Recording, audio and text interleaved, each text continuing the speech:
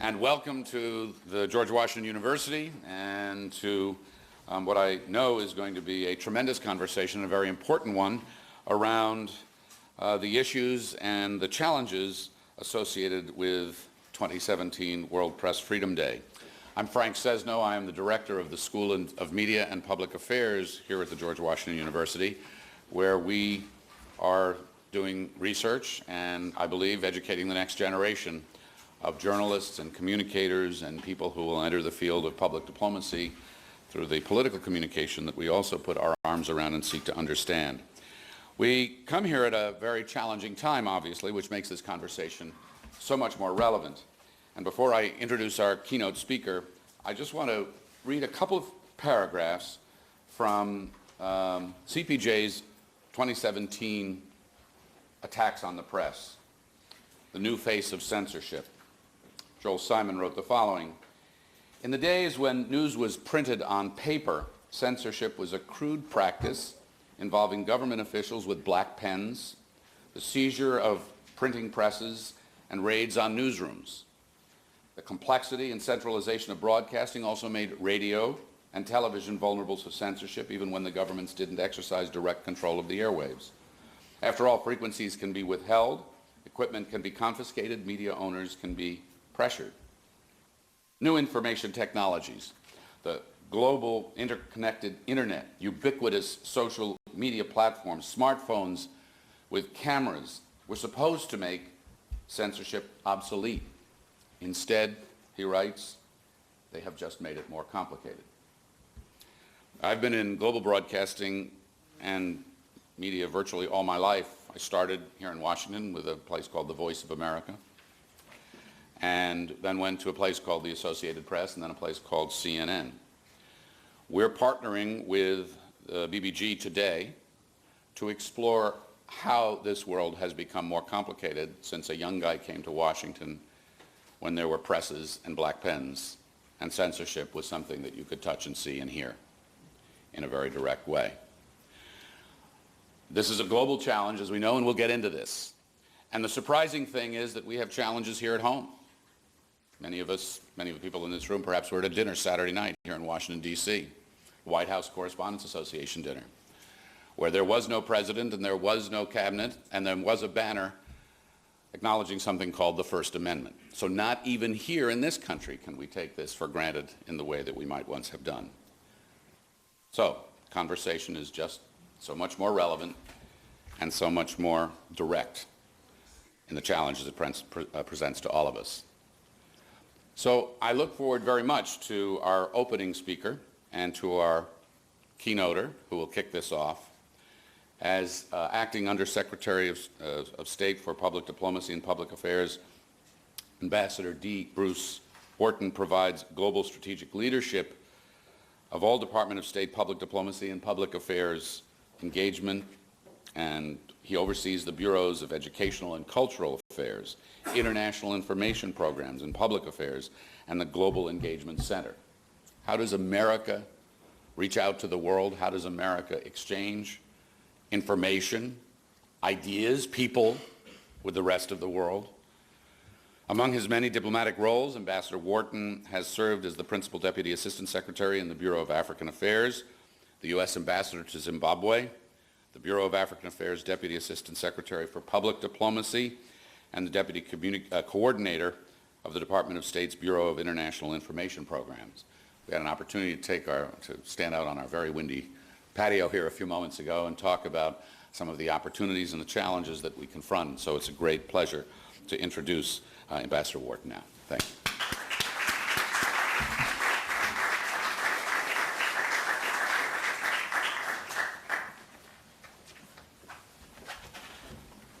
Thank you, Frank, for that very kind introduction, and good morning to all of you. So in 2 days, we're going to commemorate World Press Freedom Day. And this year, as Frank has alluded to, we do so in a time when it feels like the media environment around the globe is deteriorating, not improving. So I'm really grateful to be able to be here with you today to celebrate one of the great American institutions, one that promotes and defends the idea that people, all people, have fundamental rights to speak and to be heard.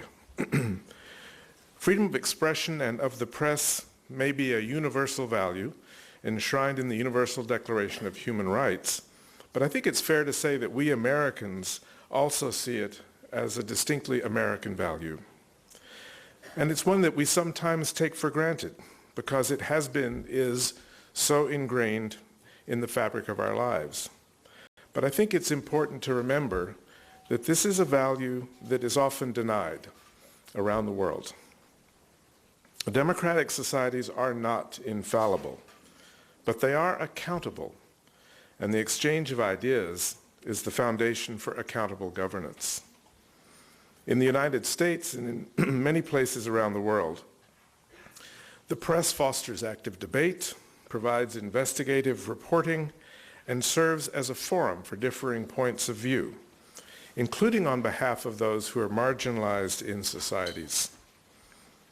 And it's very important to remember that reporters often do their work at tremendous risk, with little recompense beyond that of a byline. The media is often a target of retaliation by those who feel threatened by transparency. Journalists are often the first to uncover corruption, to report from the front lines of conflict zones, and to highlight missteps by governments. And they're among the first to suffer for it as well. The brave men and women who work at the BBG and its affiliates exemplify brave best practices, often taking great risks to bring news and information to people in media-restrictive environments. And their work here at home is also driven by the ideal that the free flow of information and the belief that an informed world is a safer world. BBG's mission since its founding in 1942 has been to inform, engage, and connect people around the world in support of democracy and freedom. In those 75 years, 14 BBG journalists have paid the ultimate price in the pursuit of truth. Let us remember them and honor their sacrifice. Even today, threats to BBG journalists and to freedom of expression continue. Radio Fardo contributor Rasul Mahmoud was wounded during fighting in Iraq in October of 2016.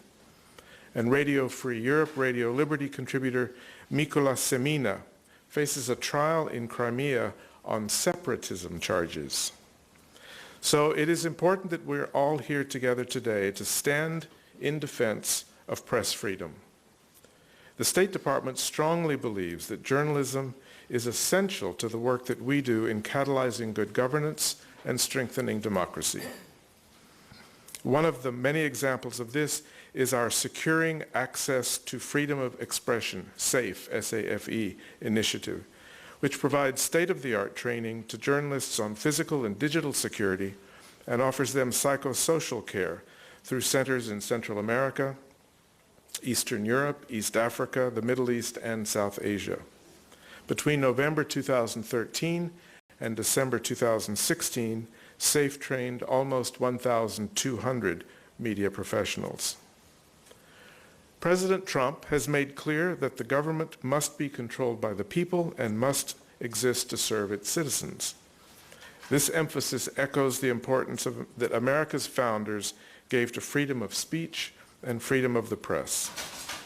When citizens are at the center of a political system, as they are in ours, an independent and free media is indispensable for sharing information, challenging assumptions, and allowing people to make informed decisions. The Broadcasting Board of Governors understands this, which is why I am so proud to represent Secretary Tillerson as one of the board's 7 governors. Among the guiding principles that Secretary Tillerson relayed to me and my colleagues on his first day on the job were accountability, honesty, and respect. And just as these principles are indispensable for effective diplomacy, they're also vital to winning the trust and respect of the public, as the BBG has long done. So today and on Wednesday, please take a moment to salute the BBG and the values of press freedom that it represents here at home and showcases around the world. I truly wish that I could stay with you and learn and enjoy the conversations during the course of the day, but I'm afraid I've got to leave. I've got to go back to the State Department for a meeting there at 10 o'clock. So thank you so much for inviting me. Frank, thank you for hosting this. John, BBG, thank you guys for the work that you do.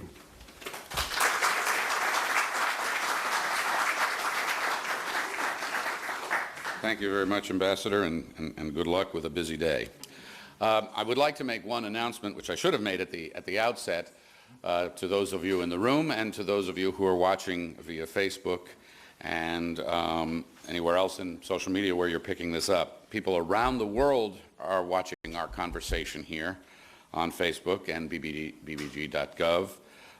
Please feel free to join the conversation. If you have questions that you would like to send us during the course of this conversation, please do so at the hashtag BBG GWU PFD. Okay?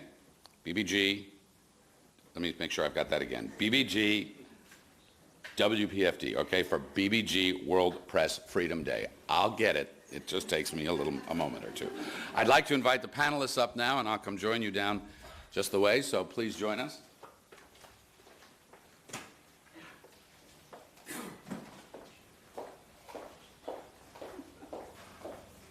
You all have in your programs everybody's introduction, but for the purpose of those of you in the room and for the purpose of those of you who are watching us from around the world, getting ready to send your questions in, I hope, let me quickly move down the line.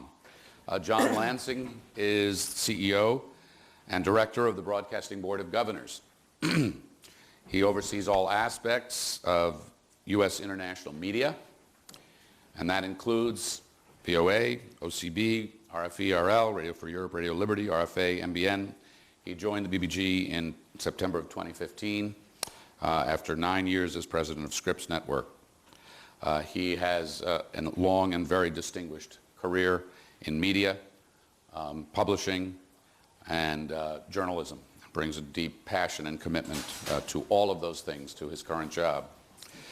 Michael Oreskes is an exceptional journalist, and he's now Senior Vice President of News and Editorial Director at NPR.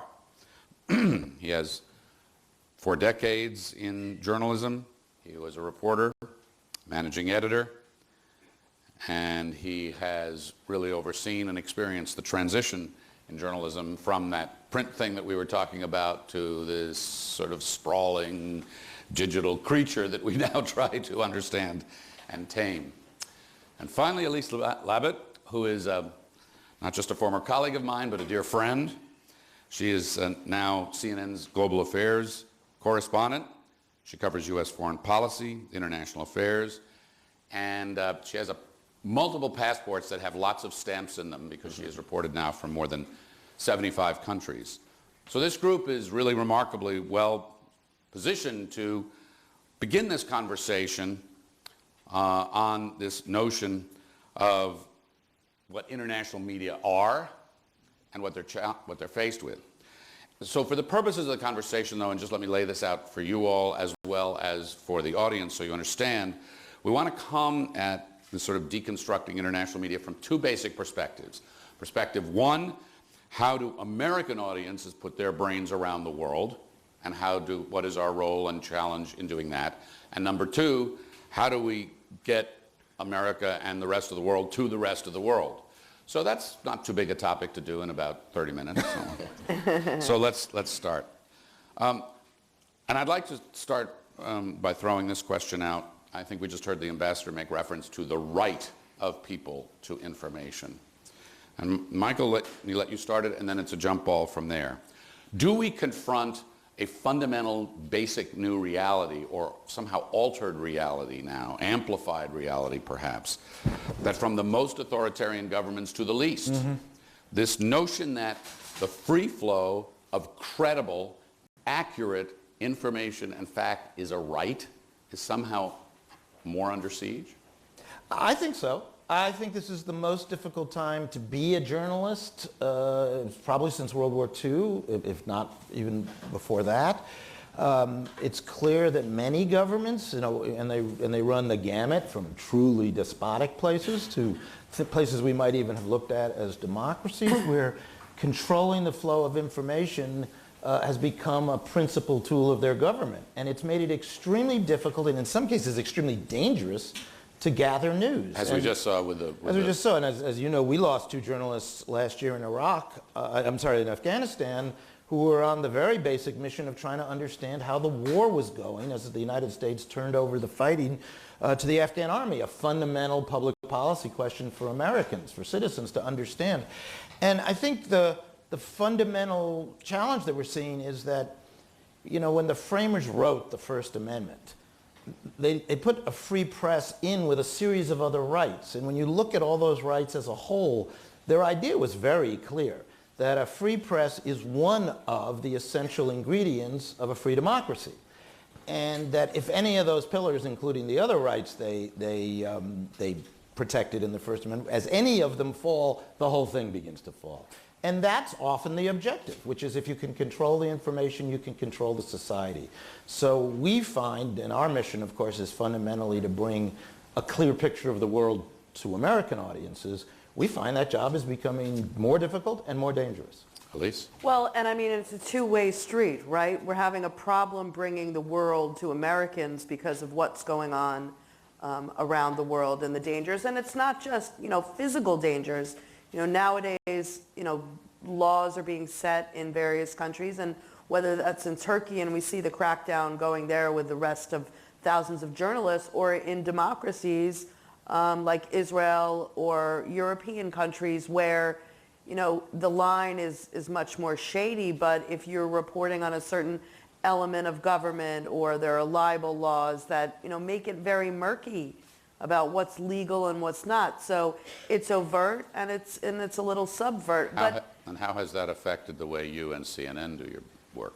Well, because you're both CNN Domestic and CNN International. Well, and I mean that, there's elements of, we have to be careful about, what we report, and that's when a standards and practices department, our old friend Rick Davis or such will, it's where we're much more, careful about whether we're going to be sued. It used to be that if we had the sources and we checked our facts very carefully, that would be enough.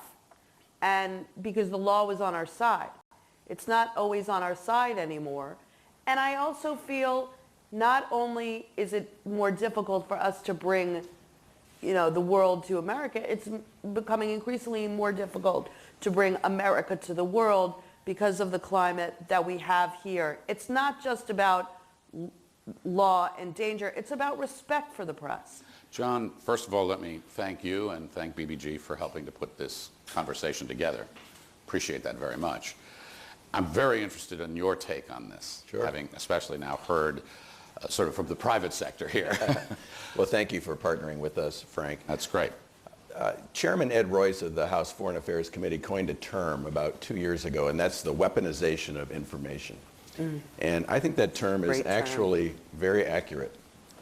You look at what's happening coming out of the Kremlin, and it's really almost beyond a false narrative. It's more of a strategy to establish that there's really no such thing as an empirical fact. Facts are really what are being challenged around the world by these regimes, and you see that now happening in Turkey as well. And if you think about it, once you have an audience that doesn't trust any set of facts, then you really have no way for that community, that audience to debate anything on a realistic level because there's no agreed to set of facts. And I think that's actually the strategy. Has that really changed, or how has that changed? Because certainly when I was at the Voice of America many, many years ago, it was principally a shortwave broadcast operation, but we were welcome, like the BBC World Service was at the time, behind the Iron Curtain, because the propaganda there was anti-fact. So what's changed, John? Well, what's changed is the medium has changed so much between social media, putting the ability for people to affect the flow of information and the flow of facts into hundreds, if not thousands, of hands of internet trolls that can just flood the zone with not just distortions, but outright black and white false narratives. And it makes it all the more challenging for Voice of America or Radio Free Europe or CNN or NPR to really stand up against a storm of disinformation and try to establish a set of clear facts. And I also think consumers of the media, because there are so many more outlets and they're able to target, a certain base of people that are looking for that type of information, I think consumers are much less discerning about what's a fact and what's not. So let me ask each of you then how you and your organizations are countering this world of anti-fact, fake news, troll farms, bots, all of this that is so confusing, again, in this international context. Yeah, it's a really important question because one of the things that is undermined by by this phenomenon of attacking the fundamental idea of fact is the fundamental base of journalism. Since we are more than anything based on the idea that we are gatherers and verifiers of fact. That's been our principle for a long time. So I think there are two parts to this. Part one is to reaffirm that we actually believe there are facts. I can't believe actually that I have to say that, but I do. And that we believe in our role of establishing and verifying what is a fact and of distributing it to the public. But how do you do that? Well, I don't think... How do you do, yeah. not how do you do that for your own process, but how do you do that for the comprehension of the audience? No, well, that's part two. So part one is just establishing and verifying a fact. And that actually, most journalists are pretty good at that. We know how to track down where information came from. We understand how to interview people or how to verify with records. We could spend all day just on the technique of verifying fact. But we actually do know how to do that. And we are pretty good at that. We don't get it right every time, but we understand how to do it. What we're trying to learn now is when we're thrown on our back feet by the fact that a part of the world simply doesn't even accept the game the way we've always played it. So what do we do then? And I think that's the place where we're trying to reestablish our footing. How do we communicate to a broad public and reach people and reestablish, frankly, our credibility in this tsunami of other kinds of material? I won't even call it information, although I guess it's a kind of information. How do we establish ourselves and reach people and establish a relationship with audiences that says, we're actually the ones you can All right, believe? so how do you do that? Well, I think, so... Aside from saying it's NPR, it's the brand. Trust the Right, brand. well, and that helps, but that's not, that's a starting point. But, for us, of course, first, we focus most importantly in the United States. And we do several things. First of all, I believe very strongly that the place where you can reach people most effectively is at the local level. And by the way, I think that's a global point. Like, you're much more likely to reach people. We have some colleagues here from Georgia and Ukraine and other Eastern European countries. They're a lot more likely to reach people in their country at the local level than we are sitting here in Washington. If they can. If they can. And this is a daily process, not a thing that happens all at once. But so we focus very heavily at NPR on the process of working with our stations in communities to establish sometimes even face-to-face events. Local news is extremely important in this process because it establishes a relationship of trust in which people actually know the news that you're covering and they can actually judge you for it. And it's actually very perilous because you get that wrong and they really know you're wrong. So it's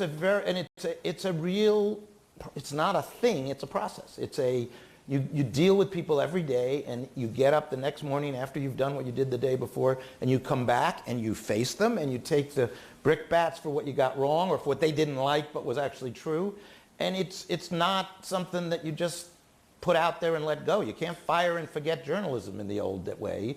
You go back and engage with people. So John, let me put that question to you. What do you do? And let me again draw the parallel to when I was at the Voice of America. If somebody got misinformation there, it might have come from a place called Pravda. So you had the brand there, and the brand was known to be propaganda or whatever it was.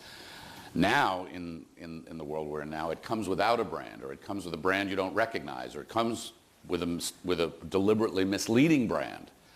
And that's the fake news. It's harder to identify. So how do you counter that? So one of the ways we counter that is by what we don't do, and that is we don't do propaganda. And oftentimes I'll be in meetings around town, or even somebody on the Hill that'll say, why don't we fight fire with fire? Why do we let them tell a narrative? Why don't we tell a narrative that supports this or that? And the answer to that is, if we did that, we would no longer have the credibility which we have earned over 75 years in 45 languages, by the way, so it's all local. And it causes us, I think, to remind ourselves that we hold ourselves accountable to these audiences, that they trust us. So fundamentally, the only way we can counter disinformation, whether it's coming from 1,000 bots or from RT, is to hold up our credibility and the trust we have with our audience so that they believe us. But is that enough? Well, we hold ourselves accountable to that, and we, not just on reaching our audience, but asking our audience to let us know if we're having meaning for them. And by and large, we are remaining able to do that. Is it enough? We're expanding rapidly right now away from radio and television into digital, social, and mobile platforms. We are allowing our audiences, and we're creating platforms for our audiences, which you'll hear about later, for them to talk to one another on platforms that we've presented to them. And we're giving them a chance to have their voice heard amongst each other. The reality is, this is a tough battle we're in. It truly is a war of information. And I don't use that term lightly. This notion of the weaponization of information can really have dire consequences for our country. Just look at the involvement of the Russians in our last election, which everybody agrees happened. If we can't see the impact of that information war affecting us at that level and not be really alarmed and really stepping up our investment in and our ability to counter it with factual, contextual, true information, then I really fear what the consequences might be. This is incredibly important. I think another way of describing this point, which I agree with, is that in a war of information, the journalists have to be careful not to be sucked in as combatants. Mm-hmm. We're not on any side in this fight. We are on the side of trying to establish the facts and distributing them in ways that we hope will be effective, and that's where our credibility and our independence comes from. Exactly. I mean, I think that it's almost that, it's one side is, we're the bad guy if we're not criticizing the other side. And I think it's kind of diverted us away from our mission of just telling the facts, because now, instead of going about and doing your daily reporting of the news and what's out there, you're spending your day trying to deconstruct or tell the real story of the fake news that was out there in the first place. And so it's kind of added this extra layer of our job, which is very difficult. A couple of things here. First of all, I think it's exactly true what you said about that the mission of BBG has always not been propagandizing. I'm concerned, I have to say, I'm sure you've heard anecdotal evidence that there is more interest now in using the BBG and its various organizations as a tool of a U.S. narrative by the new administration. I hope that doesn't happen. I've been concerned about it. I think for us, we're evolving, both on the digital side and the social media side, and about how we're going to present our news to the public. Right now, we're doing it with a hell of a lot of panels, which are more punditry and analysis, and not necessarily just fact-based. Hardly. And that is going to the digital side and the mobile side and whatever. And TV is becoming less important to us because that's just a kind of chat forum, and our news gathering and our storytelling is more becoming a digital enterprise. But we're feeling our way, and now that we're being seen as fake news, again, it's causing us to spend our day either defending ourselves or repackaging the facts to show that our facts are right, instead of our original mission, which is to just do the reporting and let it speak further. I want to pick up on what you said and turn to you, John, and put that directly to you. You pointed out that there are many who say, rightly in your view, that news and information have been weaponized. And there are those who say, okay, well, if that's the fact, then you need to step up your game and be weaponized too, and that starts to move us more towards more of a propagandistic perspective, that if you're going to be a weapon, you got to be sharper and louder and land with more than a few words and a thud. Right. This is an interesting point because it also suggests to us that our own journalism isn't always perfect. For example, a report was published back in February, soon after the inauguration, that the White House had, quote unquote, taken over the BBG. And they were going to turn it into Trump TV. And there were quotes of people who thought, boy, that would be terrible. There were quotes of people, that would be horrible. And the headline said, Voice of America being taken over by the White House. Well, the only problem with that widely circulated article that was repeated on MSNBC is that it wasn't true. And it continued. Where did it come from? Do you know? It came from a reporter's imagination. A real reporter A real or a fake reporter. reporter's imagination? No, a real reporter. Did it come from their imagination, or did it come from A source? a source somewhere that maybe not necessarily like that is very close in the inner circle of the White House, but there is this, maybe there are some people that are discussing it, and that, this is the Well, thing. let me just say this. It was not sourced to anybody in the White House. And the reporter didn't call me and didn't call the director of the Voice of America and had nothing in it that was factually correct. Now, if somebody were to try to take over the BBG, I'd be the first to say something about that. But the thing that people need to understand is that it would be illegal to do that. It's written into the charter of the BBG. There's a firewall against it. I understand that, but there's always been a tension. There was ages ago inside these organizations about how much straight news you're doing and how much explanation of U.S. policy you're doing. Well, explanation of U.S. policy is a part of our charter. I understand that, but explanation of U.S. policy can take on different tones and can be perceived by different people in different ways, and can be not necessarily propaganda, but it certainly could be telling America's story, has different variations. I guess I'd have to see an example of something that somebody would debate. I have not had one brought to me. I can only just say that if there were pressure from the government on the BBG, the first one to raise their hand would be me. Let me ask you one question, John, because I got some input from folks who said, there are some interesting issues here, and one of them I want to ask you about, for example, was a VOA instance where you had a very interesting, in the Mandarin service, interview with a billionaire Chinese businessman who has tried to blow the whistle on corruption in the Chinese government. Very controversial character there. Guo Wengui is his name. And you had an interview ongoing with him. He was on for an hour, and then people were told to stop the interview. And there was some feeling that that was pressure from the Chinese government coming through to you, or not to you, but to others in the chain of command. What's your response to that? How responsive are you to those outside pressures in tailoring your coverage of this complicated world? Well, there was no pressure from the Chinese government that caused anything to change, and there never will be. Well, first of all, I would say an hour of live TV isn't nothing. It's pretty significant. And then I would say... CNN, it's everything.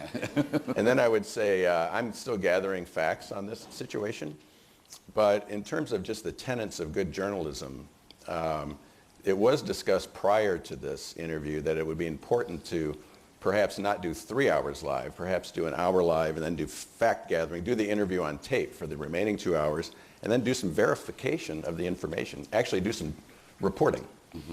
And somewhere between the early agreement to do that and the actual interview, something got lost, and I have to find out what that is. But as a matter of principle, I would prefer that rather than giving a mic for 3 hours on controversial information, that perhaps we would limit it to an hour and then fact gather the other information and report on it and find out if we can verify any of it. I think one of the things that is a heightened challenge for everybody in this world is just how live and real time everything is. Yeah. And that is another thing that's been a challenge. I want to raise just something very quickly that about the issue of weaponization of information. Yeah. And it's not just about a story that's out there and it could be fake or it could be not. I feel like there are officials in this government that are using the media as weapons of information. And so... In this government, you're talking about the United States. Well, I mean, yes, and I'm not saying it's indigenous to the Trump administration. It was also true in Obama and others. But you said something about that this story about Trump TV, was false and there was nobody... There are people that use the media to get their message out as, and that's a weapon, especially if it's not true. And so that makes our job even more important, to know that, and to know that you're being used as a weapon, and to double check those facts. We're going to go to questions from the audience in just a couple minutes, but I'd like to, there's one other very important thing. I know you're going to have another conversation a bit on the notion of press and reporter safety. Yeah. But I'd like to ask that in a slightly different context, just to get your reactions to this first. It was a time when it might have been dangerous to be a war correspondent, because it's always dangerous to be a war correspondent. But if you were a foreign correspondent someplace in any other country, you weren't a target in the way you are now. And part of the reason you're a target now is because once upon a time we thought they need us. They need us to tell their story. And so in some strange way, we're their ally. They don't anymore. Boko Haram, ISIS, they have very robust media operations of their own. They don't need Elise. They don't need Michael. They don't need you or any of your reporters to get their story out, or so they may think. And so we have these horrific tales of people losing their lives, being taken hostage, all this other business. And so we have heightened security now around the world when reporters go out, places that reporters don't go. I want to ask you how that's affected the editorial product. Because part of the magic of being a reporter someplace is to get out and to talk to people. And now if you can't, or if you're surrounded by security guards, how do you feel that this is affecting the actual journalism that is being committed by those who are still going? Yeah, I think it's a very important problem. It clearly limits our ability to find things out. The ISIS, Boko Haram is the extreme example. That's 100% control of information. Basically, it is to risk your life to attempt to enter their territory, so you really cannot know what's going on until people leave their territory. And that is fundamentally how we know most of what we know about what's happening inside areas controlled by groups like that.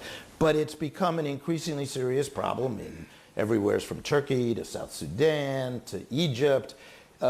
It's become more difficult to operate as a journalist. And that means that people receive a less rounded, less complete view of the world. So is NPR doing less coverage, or do you feel it's getting less of a full picture than I think we fight every day to try to complete the job of painting a full picture and it's much more difficult than it used to be. So I worry a lot that there are lots of things we don't know because we can't actually get there. We can't get access to people. And it causes you to have to rely, we're covering less of Syria. I mean, we go into Syria very carefully and under very certain strict security procedures. And so it forces us to rely more on sources on the ground via social media, via phone, and it definitely limits the reporting. I want to talk about one other limit of reporting that people don't talk about that much, but tonight we're going to be honoring Jim Foley, who was killed by ISIS. But there's another type of danger that journalists are facing right now, and that's on social media. And that's curtailing reporting. Explain. Okay? That's a great point. Okay? It used to be that if you report a story, the facts would speak for themselves. You're keeping, someone honest, and you have the facts on your side. We're the pious journalists who come out and tell the story.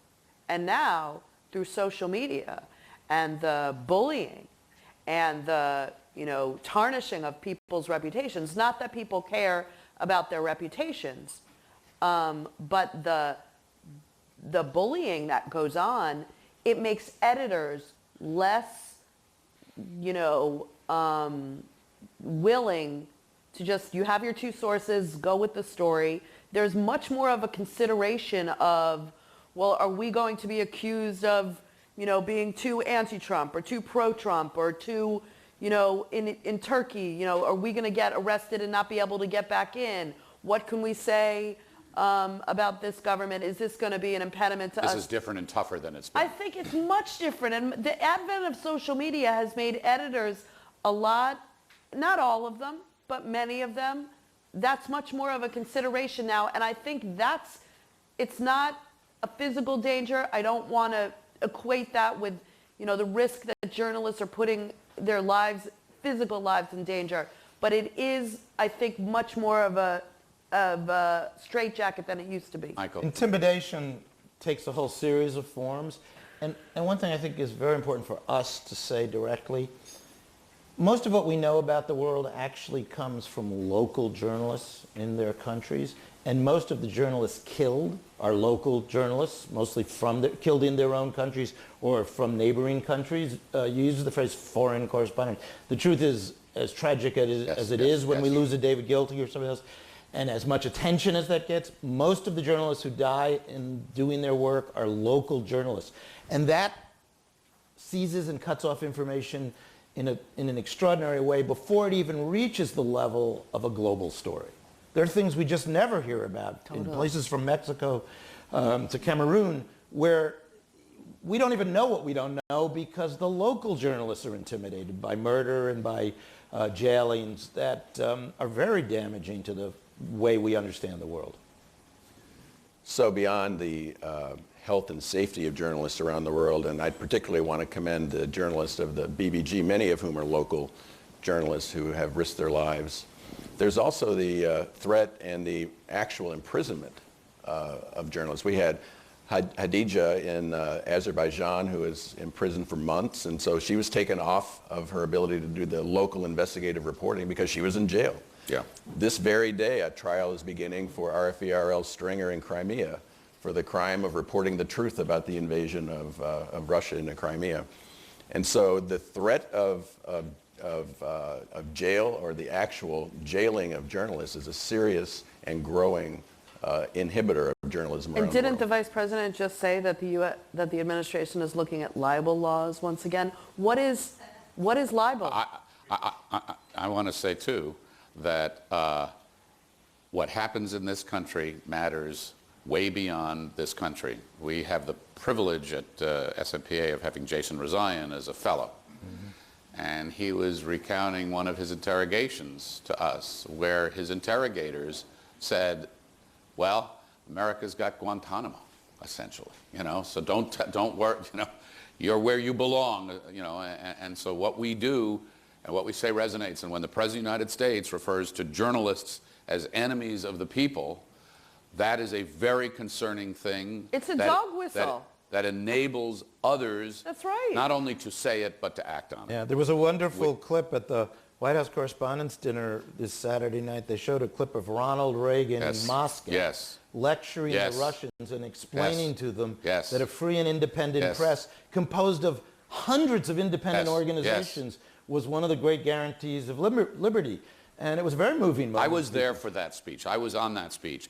And I remember the President of the United States standing, and you have to, for those of you who are too young, okay, it was Cold War time. We had nuclear weapons aimed at one another. There was a wall. It was red, and we were in the heart of the communist world. And the President of the United States stood in front of young people at Moscow State University and said, one of the bedrock principles of a democracy is a loud, uncontrolled, undisciplined, cacophonous press. He didn't use those words, but that was the point. That's what he meant.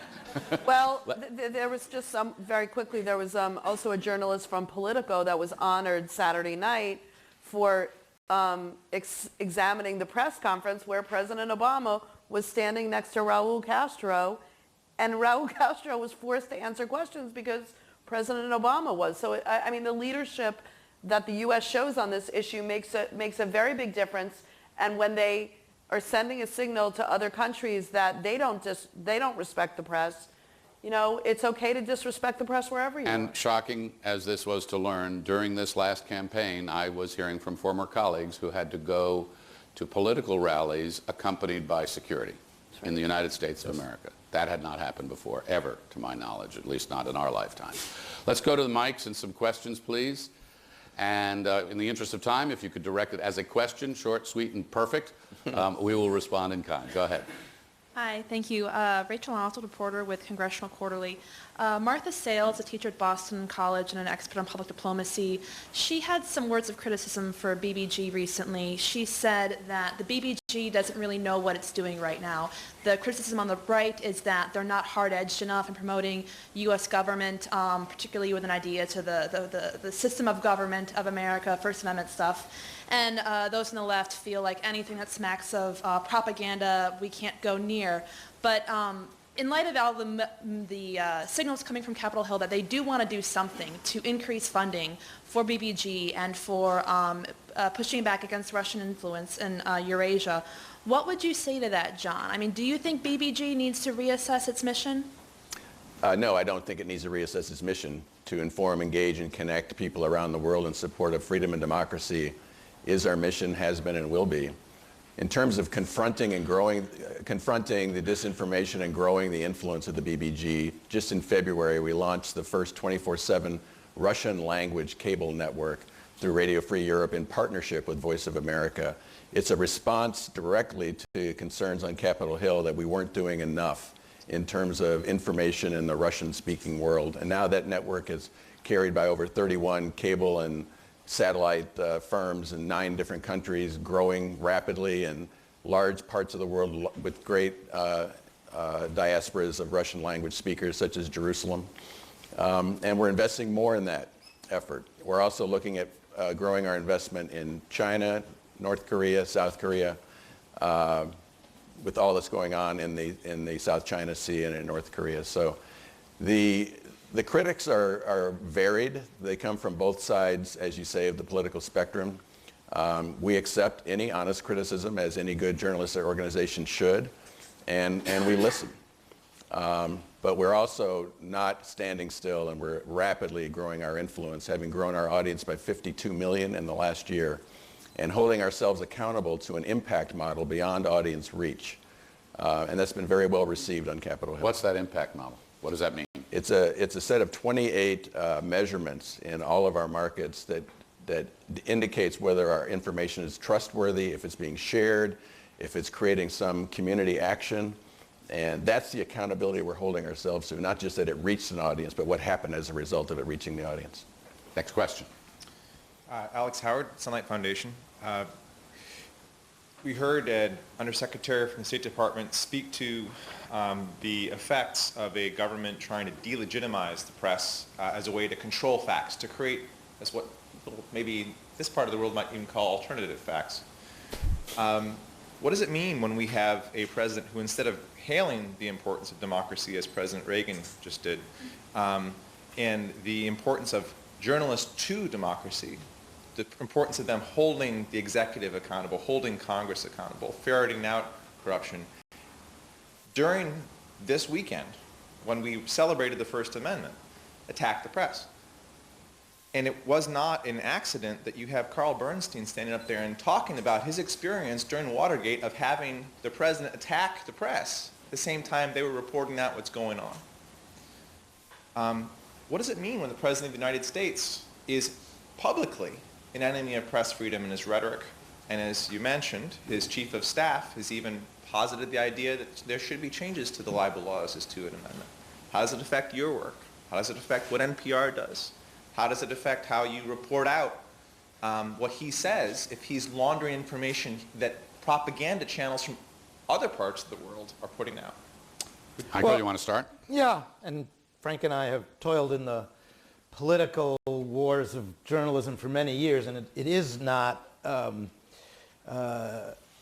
completely unique to be attacked by a president. What I think is unusual here is the extent to which this president has taken on the fundamental principle of an independent press in a way that's quite different from the past and quite unfortunate. It's not a healthy thing. He's taken a political strategy from his campaign and he's continued it into office. And I think that does much more harm than good. We're not perfect. He's not perfect.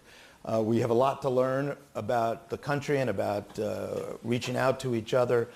But the most chilling thing that's been said by his administration, frankly, was not that we are enemies of the people. We're not enemies of the people, obviously. The thing that I found most disturbing was when his administration said that we were an opposition party. That's as clear as day. That's an effort to paint us as partisans. It's an effort to make us combatants in his information war. And I decline. or as my colleague Marty Barron likes to say, we're not at war, we're at work. And I firmly believe that doing our work is what the country overall will benefit from. And over time, most Americans will understand that an independent press is one of the great protectors of their liberties. The First Amendment right to a free press was not a grant to me as a journalist. It was a grant to all of us as citizens. And that's a purpose. And I think it would be good if we all came back together around that. Elise, John, and then we'll have to wrap up. Couple things. First of all, fake news now doesn't mean that our reporting is wrong and our facts are wrong. It means that they don't agree with the narrative that we've put out. So it's not about facts anymore. It's about whether you're supporting a certain policy or you're, pointing out criticism. Criticism is fake news now. So that's very dangerous. And it's not just the president. Ambassador Wharton came up and said all these really nice things about, democracy around the world. It would be nice if it started with the Secretary of State, who has pretty much said, I don't need the media. I don't need to talk to the media. I don't need to explain to the American people what my policies are. And that is very dangerous, that they don't feel that they need to do that. And at the State Department in particular, we've been, really kind of, the White House, for whatever President Trump is saying about the opposition party in the media, he's calling the Washington Post and the New York Times, and so are his aides. And I think, even though it's uncomfortable and it's annoying, yes, they're under assault, but I think at the State Department, we're really feeling the pressure because they don't feel that they need to explain. And when you have someone who's supposed to be the top public diplomat and the U.S. face of foreign policy around the world not wanting to talk to the media, some of the journalists who've been covering it for decades and really trying to get at the nuance of foreign policy, when that's not important, not only is it personally hurtful as a student of foreign policy, but I think that's a fundamental danger to U.S. democracy. John?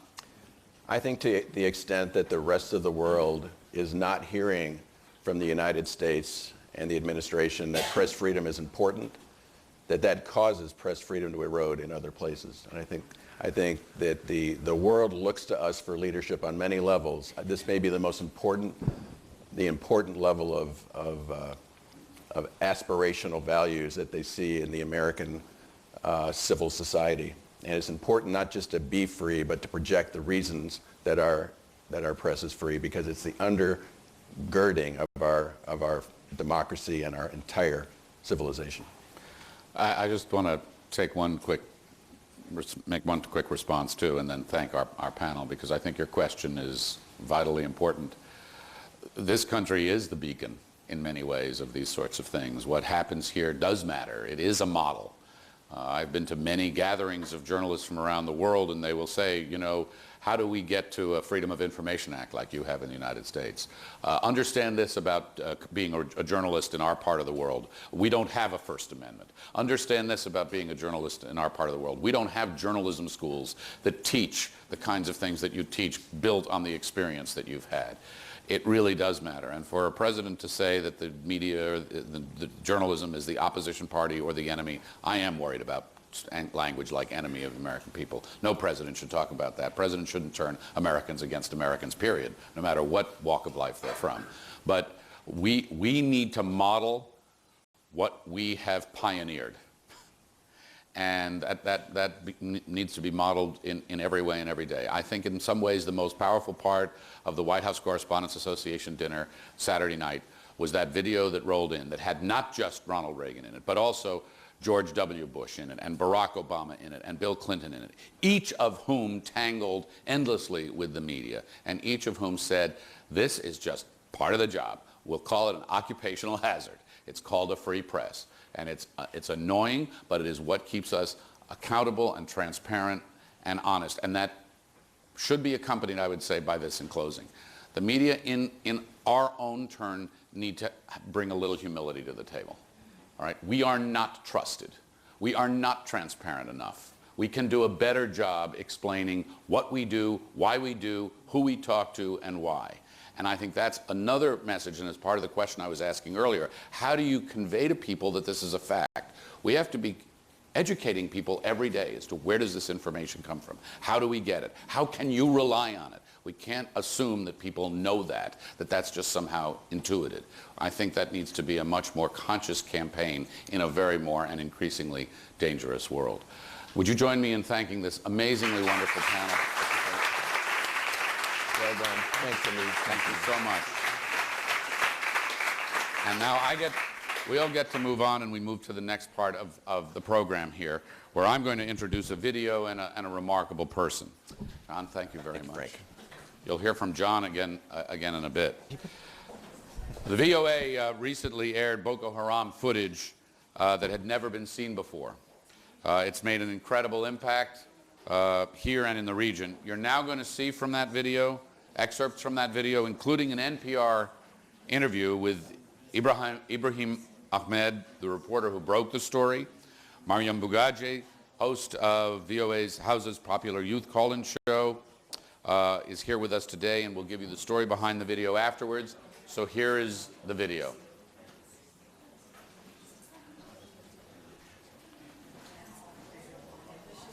With some audio, please. Last year, the American News Service, which is funded by the U.S. government, received a stunning trove of videos from Nigeria. 18 hours of footage recorded by Boko Haram's own cameras in 2014. The pictures come from northeastern Nigeria. Now, at the time, Boko Haram had total control of Is that the region. okay? The videos take us behind Boko Haram's assaults on the Nigerian military and into villages. I thought it was really good, Their and I leaders think it came administer around. law I think it justice. was fulsome. VOA has produced Questions?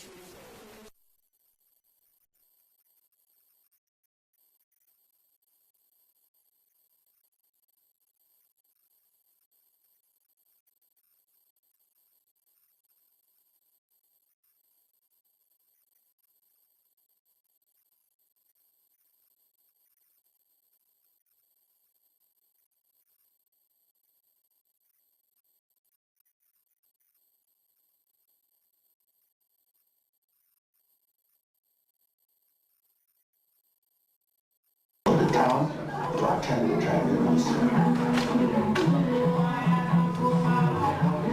A judge leads down, asking freemen if they accept Boko Haram's finding of guilt for drug dealing and a penalty of death. But lying on the ground, he points his index fingers at the sky in praise, a final gesture that many Muslims believe will open the gates to heaven. From behind, a man with an AK-47 approaches, points the gun at his heart.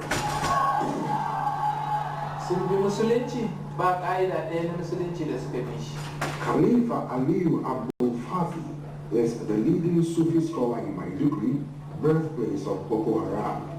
Sun kashe mata, sun kashe yara ƙanana, sun kashe wanda ba ruwansu, sun kashe Kiristan a cocinsu, sun kashe su a gidajensu. In Malta, they bombed the Catholic Church on Christmas Day. Then in 2014, an act that brought global condemnation, kidnapping 276 girls from a Chibok school, most of whom remain captive. Shekau, the group's leader, said the girls shouldn't have been in school. God instructed me to sell them. They are his properties and I will carry out his instructions. Fighters assemble, rifles and RPGs at hand.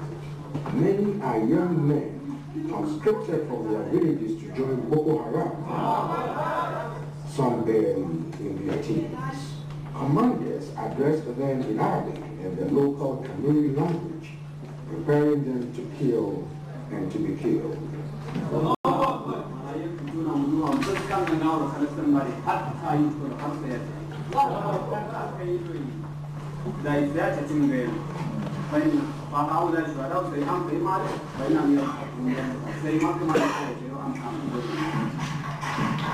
There is shooting, then confusion.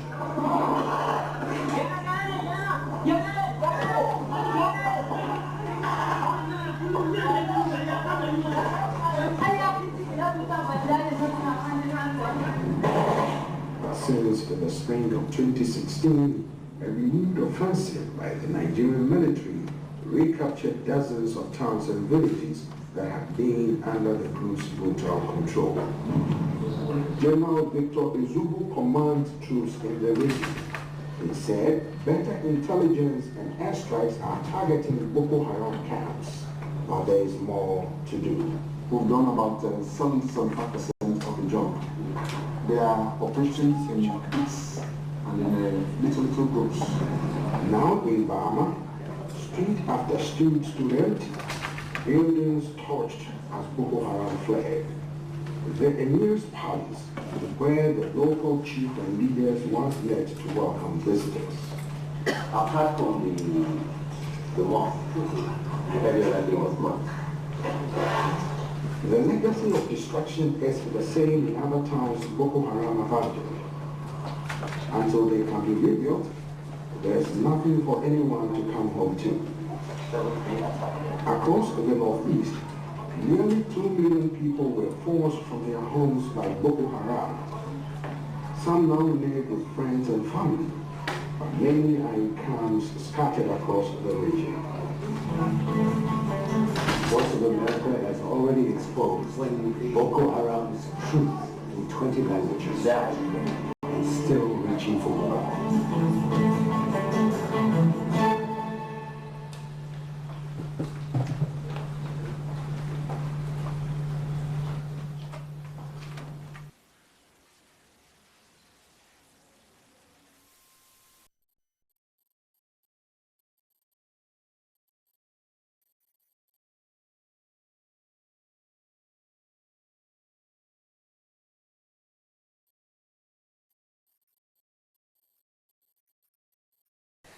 I co-host this youth show that focuses on countering violent extremism in Hausa-speaking regions, particularly Nigeria, Niger, Cameroon, and Ghana. And on this platform, we touch topics that are considered taboos or usually media no-go areas, because these areas are usually quite conservative. So we talk about issues like illegal child marriage, contraception, all these things that are considered sensitive in nature. Talk about it so we could get the conversation started and hopefully make a positive impact. So when VOA got this videos, it generated a lot of interest. People were asking, why VOA? Why does VOA only has it? Simply because for many years, Voice of America has established itself as a credible news source, providing fair, credible information around the world in places where it's hard to come by, in different languages, in objective manners. So when we got these videos, it took many months to go through it. Verification, matching satellite images, even traveling back to the areas where we thought this occurred. And also we met displaced persons who were able to identify some of the places and the events that took place in these videos. In the coverage of Boko Haram conflict, VOA has been at the forefront. For example, we helped expose a lot of the corruption that took place in the Nigerian army, where they were sending soldiers to fight Boko Haram with few rounds of bullets against Boko Haram, much more sophisticated weapons. This enabled them to gain notoriety, as we see in this video, was committing the atrocities that claimed many lives. In 2014 alone, Boko Haram killed more people than ISIS alone. We were also did a lot of programs that focuses about abduction of the Chibok girls. We also did raise awareness on the plight of the displaced persons, where women were trading their bodies in exchange for food. So we get all this information rolling, so people have this trust in us. Over the years, we've created that relationship with them. We give fair neutral, objective news that enable us to get information to provide this kind of groundbreaking report on Boko Haram. The reaction has been mixed. A lot of people in the past used to think Boko Haram was just political propaganda. Some people even thought they were spirits because nobody has seen videos that show the ordinary lives of these people other than propaganda videos. And the dissemination, it was spread across multiple platforms, TV, internet, where it had seen 10 million views on the web. And just last week on my show, Yodagobe, we aired it on radio, where you have to know till today in this area that Voice of America House of Service serves, people still rely on the radio to get their information. So a lot of people did not get to have that, to see what this report showed. We had our affiliates, they picked it up. The Channel TV in Nigeria was able to air the 4-part series, and that also got a lot of viewership. So the impact reflected on these clips has been mixed, which we, on Yodagobe show, we air a lot of the views and feedback that we get from people. When we were putting out people's responses, we did not just care to just put only the positive side. We mixed them all up to create the general audience views. And that also got feedback on that the next day. People were amazed that we were airing some negative comments that were talked about. And that showed that we were not afraid to be honest. We were not afraid to be honest to put out this information out to the world. One listener in particular said, VOA, you have become kunzamo babbarguga me chika tulugoma, meaning you've become that one source that feeds the needs of many. So, and also maybe, well, okay. So for as long as VOA's mandate remains to inform, influence, and spread democratic values around the world, VOA Hausa will continue to be a beacon of countering violent extremism in these areas it serves with American support. Thank you.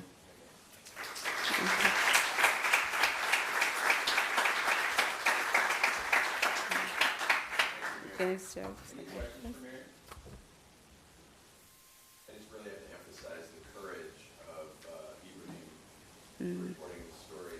He really went back to each of those villages, confirmed what happened, he was living for weeks with Boko Haram chasing him, sleeping in a different bed every night for how many weeks?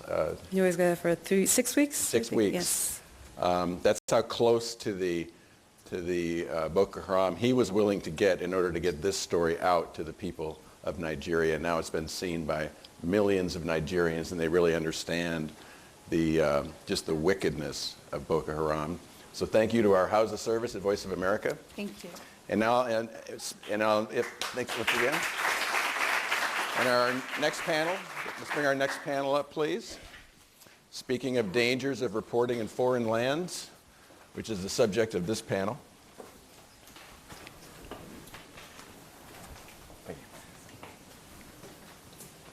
We have David Smith, the Washington correspondent for The Guardian and an experienced international reporter, and you'll hear from him about some incredible experiences he has had.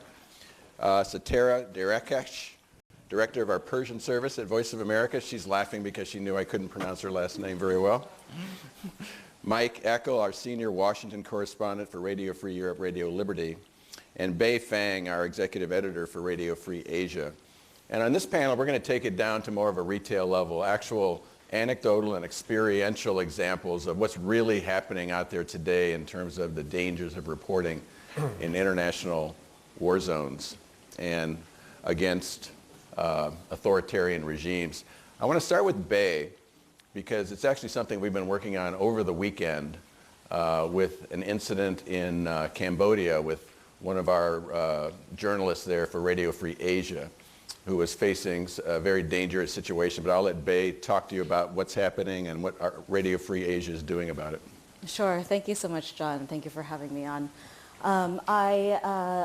This panel comes at a very timely moment because, as John said, we have been working day and night to deal with our reporter who is based in the U.S. He's a U.S. citizen, but he's Cambodian, and he went back to lead our coverage of the upcoming elections on June 4th, which is a very important election. And so he has long been seen as a threat to the Hun Sen regime because he is known for speaking truth to power. He is a household name, basically, because he has these very sharp interviews with officials and isn't afraid of questioning them. And so when he went back to Cambodia, we were worried about his safety. And indeed, what happened was that he was accused by the regime of going into a prison by misrepresenting himself, which he patently did not do. And he was called to court for a court date that was supposed to be tomorrow. So we were facing a situation which is basically exactly what this panel is about. How do you strike the balance between risk in delivering critical news? And so we found that we just didn't believe that he would be given a fair trial, and we didn't want our experience and the experience of the reporter to get in the way of our ability to deliver this unbiased coverage of a very important election. So we decided to bring him home, and this literally just happened overnight. So that was a decision that we made that we really did struggle with because in some ways, that was what the regime wanted, and in many of these hostile environments that we find ourselves working in, we have a very antagonistic relationship with the governing regime because what we're doing is trying to bring the truth and free press to their citizenry that don't get it otherwise. So, Bae, thank you for that. And I think if I was in the audience, I'd be wondering, how will that affect your coverage going forward in Cambodia? Well, in many ways, what we wanted to do was remove our reporter from the story. There was getting to be more and more press coverage of the story, of his situation, and we didn't want to be seen as, what the regime has always said, which is that we're actually a voice for the opposition. We certainly didn't want to be seen as that because what we want is to deliver unbiased news. So we sent out a couple of senior managers to go out there to stay through the election, and so we're just hoping that he'll be here in D.C. anchoring some of our coverage from here, but then we'll have the bureau on the ground who's able to do the reporting there. Very good, very good. Mike, turning to you now from Radio Free Europe, Radio Liberty, where you're really, in a sense, forward deployed a great deal throughout Eastern Europe, where press freedoms are really declining rather rapidly in several of your markets.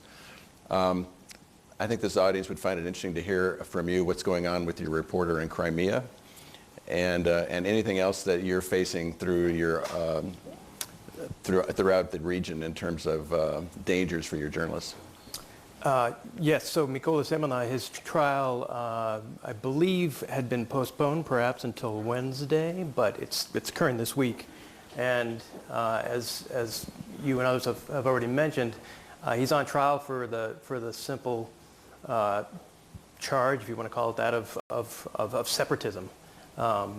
He works for RFE's Ukrainian service, a Crimea desk, or it's called the Crimea Realities Program, and it is arguably the only independent source for news in Crimea these days, because of the way the Russian government has imposed its restrictions on the peninsula.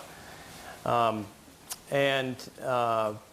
course, the charges are absurd on its face. He was doing his job. He was reporting on problems with the annexation and the transition to a Russian to the governance structure that the Russians were trying to impose on Crimea.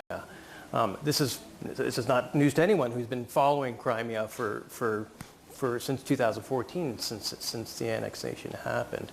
Around the region, I mean, the list is almost too many to name. In Turkmenistan and Uzbekistan and in Russia and Armenia, it seems unfortunately like no day goes by where we're not hearing something about a reporter who's been attacked, a reporter who's been thrown in jail on trumped-up charges, and it's you know, the fact that there are people on the ground, you know, in many ways putting their lives at risks to do their job is just is beyond admiration. These people really do just admirable work. I think people don't often fully appreciate, you know, from the comforts of their couch or the radios, you know, half a world away, what it takes for someone in Crimea, in Tashkent, in Ashgabat to actually report on the local news that's happening. And oftentimes it's not just them, but their families are threatened. This is something that I think isn't fully appreciated. It's easy for a regime or a police force to threaten a reporter, but oftentimes you have the families, the parents, the cousins being targeted for pressure, and the message is being sent directly to the reporter. It's a tactic used throughout the former Soviet Union. One of our Turkmen reporters has fallen into a really sort of surreal situation whereby he was charged with possessing chewing tobacco in Turkmenistan, which is ostensibly illegal, but no one really sort of enforced the law. And his mother was also charged with possession of chewing tobacco. So it's an issue that I'm not sure people fully appreciate, that it's not just the reporters that are facing being targeted, but their families and relatives and so on. Thank you, Mike. So Satara, you lead the Persian service for Voice of America, and certainly there's so much that's come out of Iran. There's the Jason Rezaian story, everybody knows about it, but talk a little bit about what it's like to be a journalist or even a citizen journalist in Iran today. Absolutely. Thank you, John. As you know, as you mentioned, my work is focused on one of the most restricted regions in the world as far as press work is concerned. Our challenges are also enormous. The entire Middle East, North Africa region is not free, and that's according to the annual surveys of Freedom House. But Iran ranks especially low when it comes to freedom of the press. Iran also surrounded by 7 countries, and every single one of these 7 countries, from Turkey to Iraq to Afghanistan to Pakistan, they are also part of the list of the top worst press freedom offenders. So that's why the region is very, very difficult to cover. I was just talking to David before this panel started, and he mentioned that he would like to go to Iran. Well, he would be... David here. Yes, David, my colleague David Smith from The Guardian. He would be lucky to be able to get a journalist visa. And the reason is that the Iranian authorities would require any foreign correspondent to provide them with an itinerary and a list of all their proposed stories before they are granted a visa. And regularly, the foreign correspondents are denied a visa if they have previously criticized the regime. And Frank also mentioned Jason Rezaian. Jason found this out the hard way when he and Yegane Salehi, his wonderful wife, who's also a reporter for a foreign newspaper, they went to Iran and they were arrested on totally bogus charges and concocted and absurd charges. Jason spent a year and a half in solitary confinement in the notorious Evin prison, which is in the northern part of Tehran, and where there is a section for political prisoners. And of course, it took a concerted effort by a number of international media journalistic organizations, the U.S. government, and also a petition signed by more than 500,000 people around the world to get his release and to bring him back home here. So imagine how difficult it is to be a journalist inside Iran, to just want to do your job in a country where ranks as one of the top 6 countries worldwide for the number of their imprisoned reporters. Now, if a job of a journalist is to provide citizens with the information that they need to make the best possible decisions for their governments and their societies, by law inside Iran, a reporter can be jailed, sentenced to up to 2 years in prison and 74 lashes just for creating, and that's the law says, what the law says, creating anxiety and unease in the public's mind, or just criticizing a state official. And this is exactly where we come in. It's practically impossible for journalists inside Iran to do any type of investigative reporting. It's impossible for them to challenge the authorities or to find out what's going on corruption-wise at the top level. This is where the Voice of America comes in. And these are the exact areas where we focus on, and we try to help audiences in closed societies such as Iran to get access to information that their own media cannot provide them with. And I'll be happy to give some examples also of what happened. Last year, a story that had a lot of impact was when on the House floor, Republican Congressman Bruce Poliquin from Maine, he revealed that the supreme leader of Iran, Ali Khamenei, had amassed large amounts of personal wealth. Well, the Iranian people had the right to know about this hidden money. On that day, the House passed the Transparency Act of the assets of the Iranian leadership that required the U.S. government to investigate personal bank accounts of the supreme leader, Ali Khamenei, of the Iranian president, current Iranian President Hassan Rouhani, and of the top military commander, Qasem Soleimani. Had it not been for our reporting, the Iranian people would not have been allowed to know about what was happening. And understandably, the interest inside Iran was phenomenal. And I have another story that I would like to share if there is time later on. Okay. Let's go to David. David, so why do you want to go to Iran? Curiosity. No, I know you've had a long and storied career throughout dangerous zones in the Middle East, a lot of time in Iraq. Talk about what you've taken from your experiences and what advice you'd give to other, maybe young journalists that might be watching this. And most of my experience actually was as Africa correspondent of The Guardian for 6.5 years, based in Johannesburg. I mean, one thing I'm struck by listening to everybody is a reminder that it's really useful to be working for a big media organization that will look after you. And that's, by the way, is one reason why it's really important that some of the big players, the mainstream organizations, remain operational, remain solvent, survive the very difficult digital landscape of advertising revenue, which certainly affects us at The Guardian. Because, I mean, just a couple of examples. When I went somewhere like Somalia,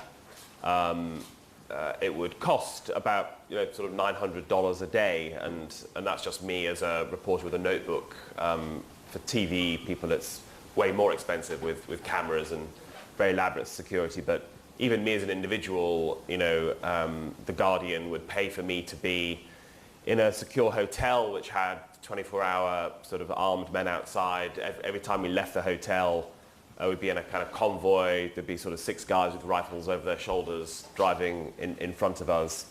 Somewhere like Mogadishu, still not 100% secure, but a lot better off than if I was an individual freelancer just sort of rocking up there and trying to make the best of it. And I've seen the sort of tragic consequences of that in somewhere like the Central African Republic, where again I had certain backup from The Guardian, everything from the hostile environment training to the help they give on visas, to being able to pay a fixer every day.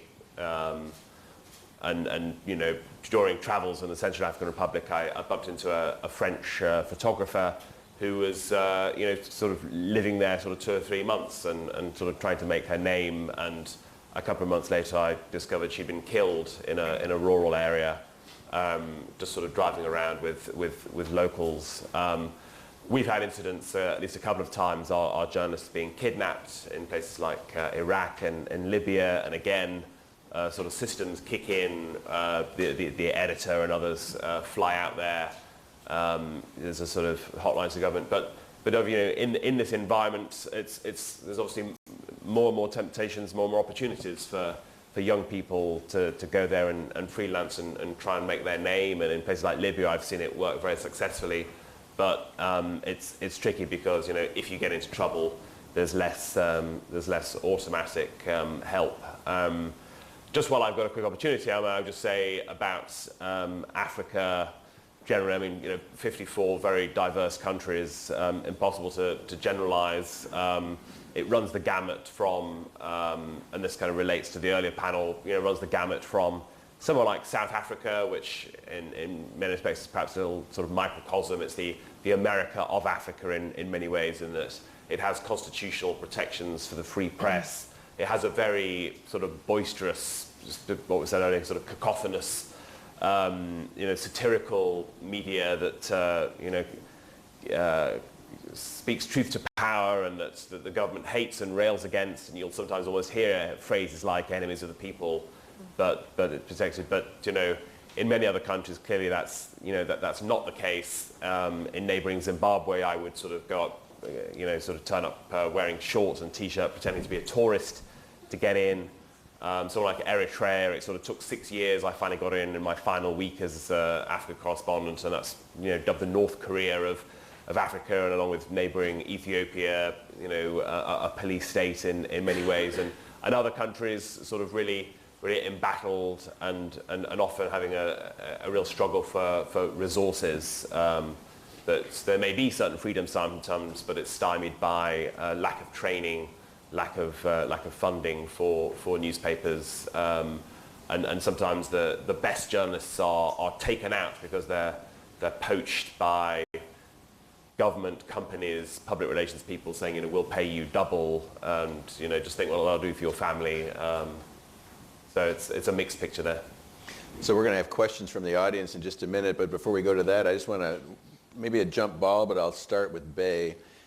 As pressure increases on your journalists in these dangerous areas, is the inclination of management, I think for all of you, is it to push on the gas or tap the brake in terms of coverage?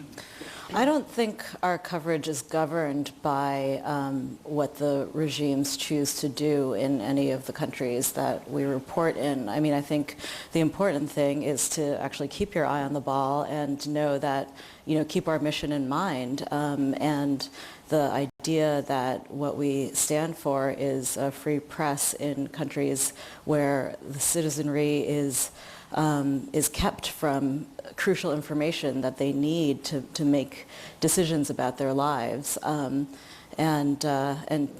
basically just to keep that in mind.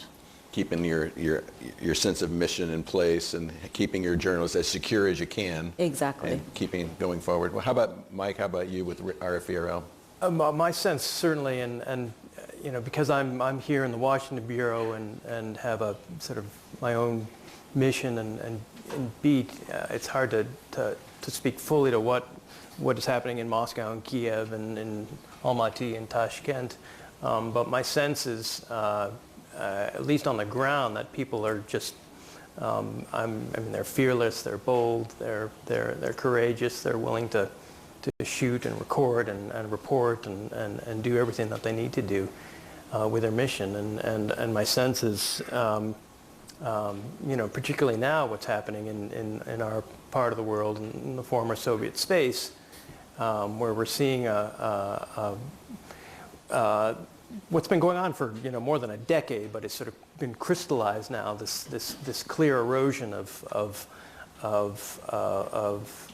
protections for journalists. I think that people are emboldened and feel very confident going forward. I want to say something also about like the balance between, you know, getting the story and being safe in getting the story. And I don't think that there are any sort of hard, bright lines in that regard. I think it's always a dynamic that has to be looked at on a case-by-case basis. Sometimes it makes sense to give the reporter full rein and let him or her go and trust their instincts. And sometimes you have to step back and be a little bit more circumspect and cautious about how you're doing your reporting. In those cases, it doesn't necessarily mean that you're, you know, censoring yourself or pulling your punches in terms of reporting on a place, but you know, there's no sort of yes, you must cover the story at all costs, and there's never any sort of, if you're pulling back, that you're censoring yourself. It's very much a case-by-case ad hoc arrangement, and you know, the best reporters are the ones who are fearless and courageous in getting the story, but also have a good head about them, and knowing that sometimes it's just not worth to stick your head in, you know, in Aleppo or Grozny or you know, Maiduguri and take that risk.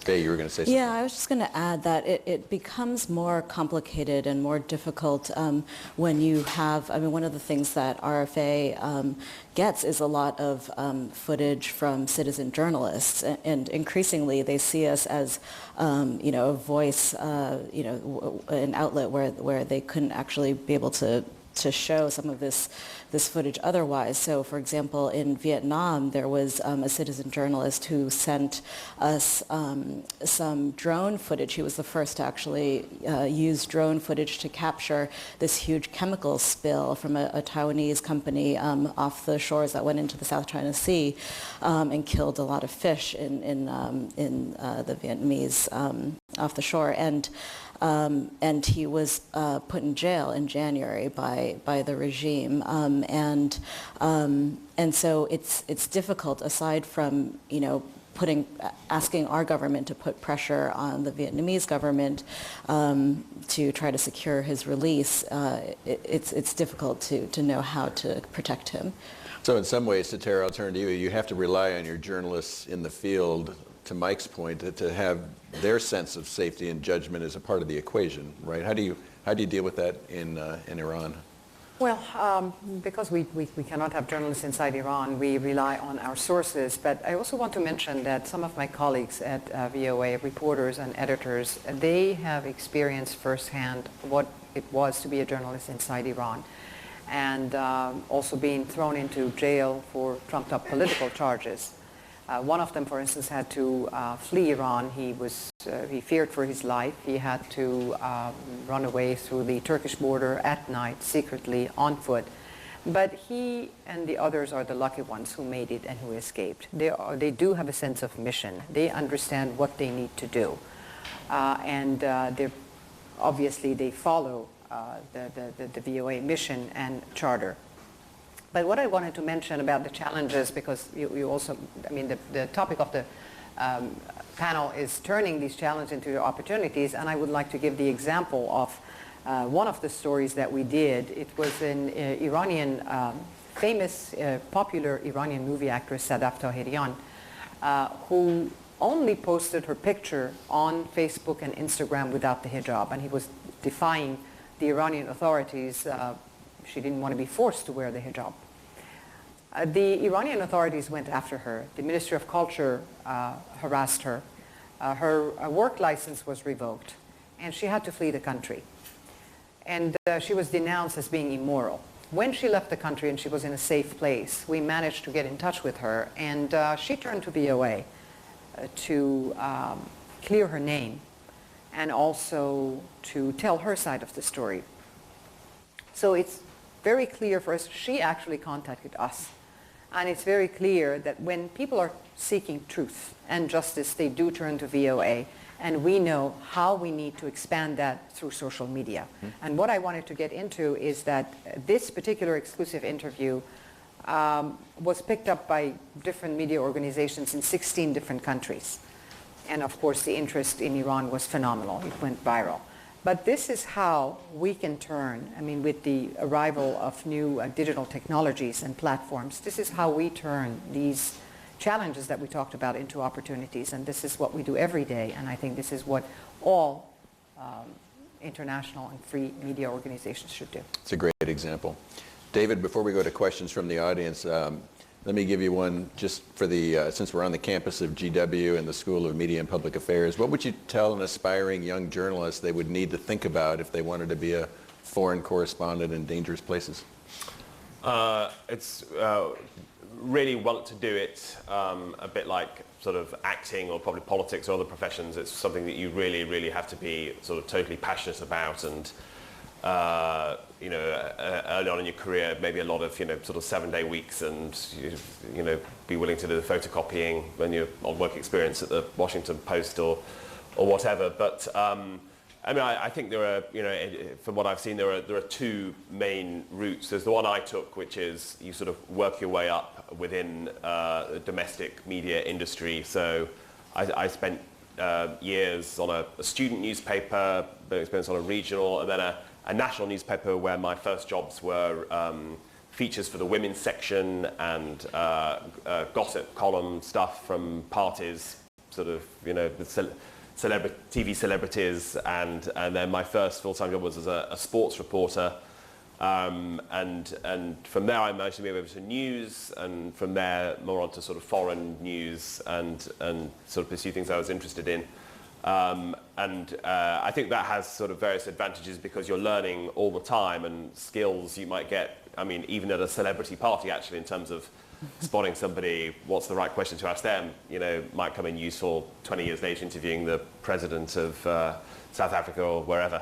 And as I said before, if you do that, if you're on the staff of a newspaper, you have certain backup in situations. The other route that I've also seen work for some people is maybe around the age of 21, whenever you sort of take yourself off, go and live in a foreign country, freelance. You know, for example, in Africa, Uganda is quite a good country, sort of the English language speaking, not especially dangerous, but sort of well placed in the region to go to other places. Particularly around 2011 and the fall of Gaddafi, there were a couple of young British freelancers who turned up in Libya and actually sort of got quite lucky. The rebels, the anti-Gaddafi rebels, were, you know, pretty much providing free accommodation and food for young journalists, so they could stay there for 3 months, 6 months on end. Really made a name for themselves, won awards for freelancing from that region. As I said before, can be potentially dangerous. You know, you sort of got to have your wits about you doing that. But you know, one of those women is now the Washington correspondent of the Daily Telegraph, and sort of doing very well. So you know, who's to say which of those routes are better? If you have a way in somewhere, like you have family or friends in a foreign country, a lot of it is luck. I've known people who sort of turned up in countries that have been off the news map for years, and then, you know, 3 months after they arrive there's a revolution and they're the center of things. But either way, really want to do it, really love it, and you know, sort of lots of hard work, and of course more even than when I was starting. From the outset, probably have a social media account, be sort of tweeting and posting photos as you go. And learn a language. And learn a language. That's a good one. Yeah. Yeah. Audience, any questions? Yes. Hi, I'm with Reporters Without Borders, our U.S. office here, and I just wanted to ask the panel their thoughts on Mexico, which is now the deadliest country for journalists in the Western Hemisphere and a non-conflict zone. So many journalists are being murdered, there's complete impunity, no investigation into their cases, and they're trying to cover stories like corruption and drug cartels that are very important stories, especially for Americans, since it's our southern neighbor. And now some of the journalists are coming into the United States, or trying to come in the United States to seek asylum because they are actually facing death threats, which we know can be very real threats. So I just wanted to know anyone on the panel's thoughts about how media based here in the U.S. can help in solidarity with these Mexican journalists, what the international community can be doing for them. Great, thanks for your question. Anybody? I would say, I mean, first and foremost, the role of the American media would be to obviously illuminate, tell the stories of the plight of these Mexican reporters, but also cover the stories that, help in the coverage of the stories. We've seen in the past couple of years the outgrowth of these big collaborative international projects like the OCCRP, and work with the Panama Papers, the International Consortium for Investigative Journalists, and a couple other models that have popped up, alternative models for creating viable journalism. And it seems to me like that, that would be a wholly viable way to help the Mexican reporters on the ground, provide them the resources to do their job, provide them the institutional backing that David was talking about in terms of, if there's an institution of editors and sub-editors and producers and even a legal department to help out in a reporter's work, that would be an easy way to do it. Now, I think we haven't figured out this new business model, the collaborative international journalistic investigative project. I'm not sure. The OCCRP does a lot of work in Eastern Europe and the Balkans and the former Soviet Union. I have to think that there's an appetite for that, as you say. I mean, this is something that arguably is a national security issue for the United States. I'm talking about drug cartels and trafficking and the plight of Mexican reporters who are courageously trying to do their job merits as much attention as we can give them. And it strikes me as another one where the U.S. government's position is important. I mean, for President Trump to be both demonizing Mexicans and demonizing the media is not especially helpful in that context. Other questions? Yes, sir. My question is directed to Mr. Lansing and Setare Darakshish.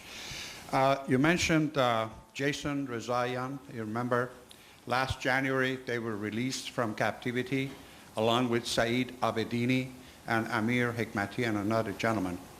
VOA did not approach them, not in Germany, not even in the US, to interview them to what happened to them, what went on with them. Thanks to Fox News, who did interview them, and it was broadcasted and it was translated, so Iranians got to know inside Iran. VOA is funded by the government in order to, according to the charter, to broadcast accurate, objective, and balanced news. But VOA Persian Service avoids that. It does not. Jason Rezaian came in, was in Washington, and was welcomed by his colleagues and John Kerry last January the 28th. VOA did not, Persian Service did not send a camera to interview him or cover the event. This was another issue. Well, Ken Timmerman has wrote an article regarding November 8th election. At 2 p.m., broadcast was cut off because the manager for Secretary Clinton announced to the audience that Secretary Clinton is not going to talk to you, come back tomorrow. So when Donald Trump gave a speech at 3:30 p.m., a.m., I'm sorry, VOA reported to you, Setare, the next morning that both lectures and the speeches were broadcasted and simultaneously translated, which was not true. On December 12th, Kenneth Timmerman wrote an article about this lie that the VOA Persian Service, transferred to you, John Lansing, and Amanda Bennett. Well, another thing that VOA Persian Service does, invites particular people who are pro-regime, not anti-regime. A lot of stuff, if I want to go on, I can go on for a couple hours. Well, why don't we let Setare answer the charges? Also, John Kerry's speech on January the 31st which was 8 minutes and 37, it was censored.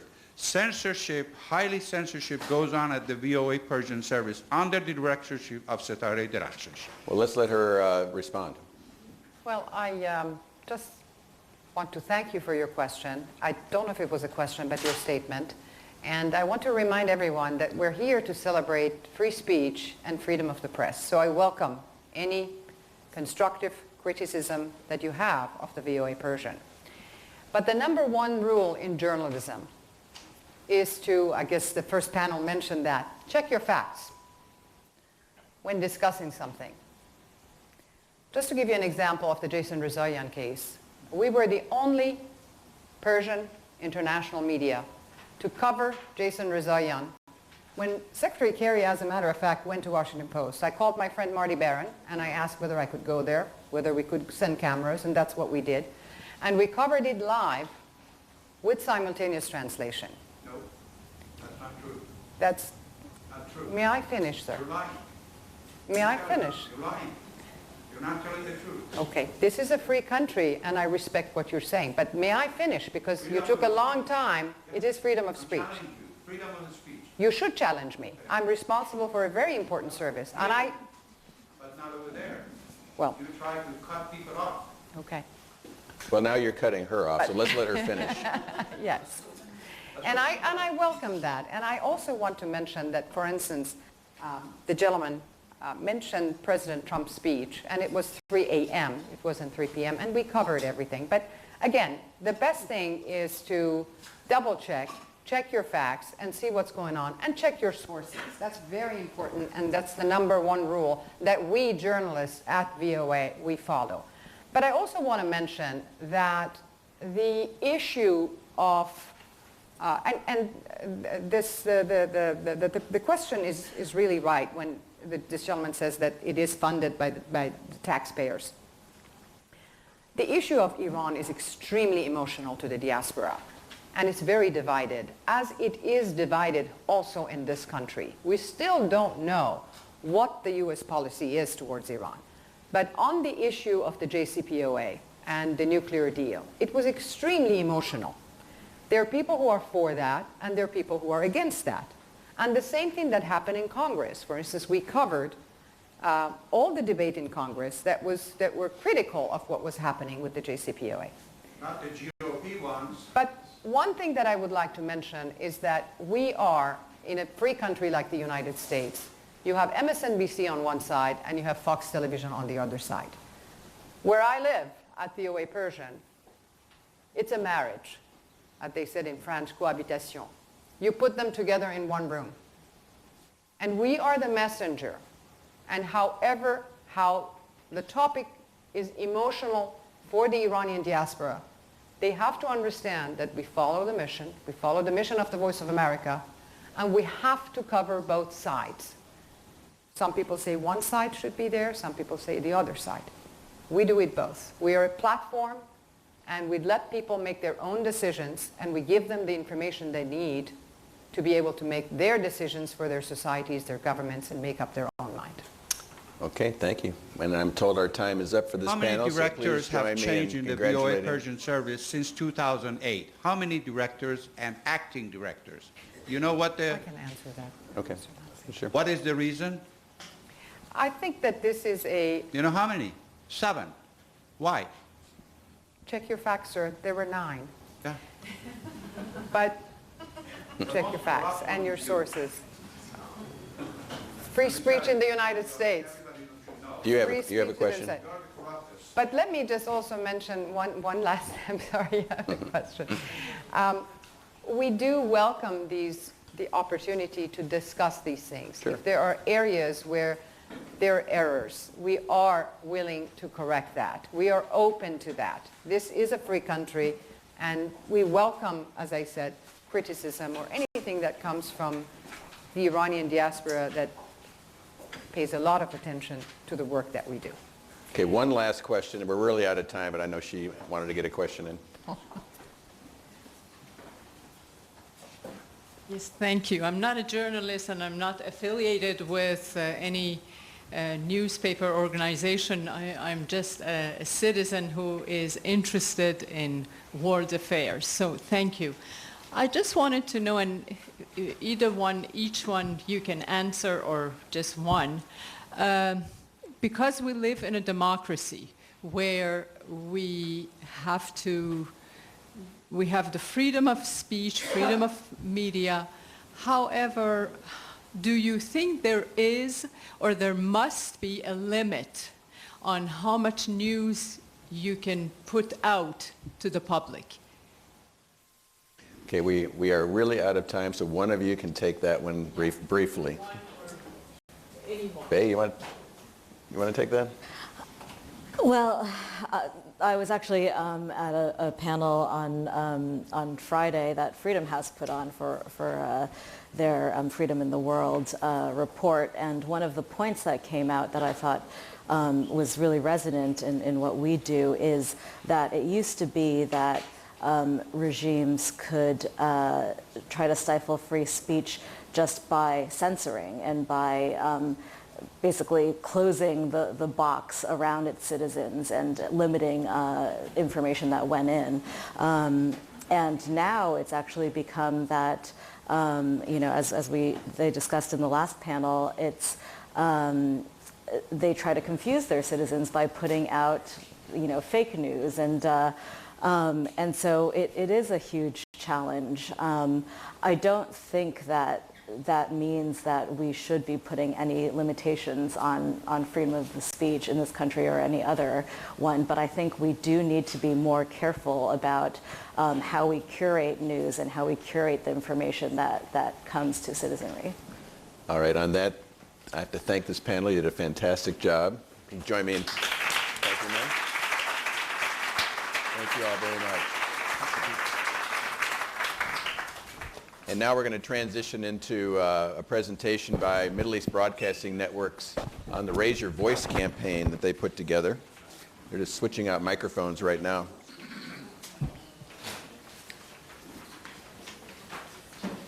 Thanks panel. Satara, nice job. Omar, you just want to sit here or do you want to go to the podium? Just going to stand. Okay. I'll just introduce you then. Do you have your mic? Okay.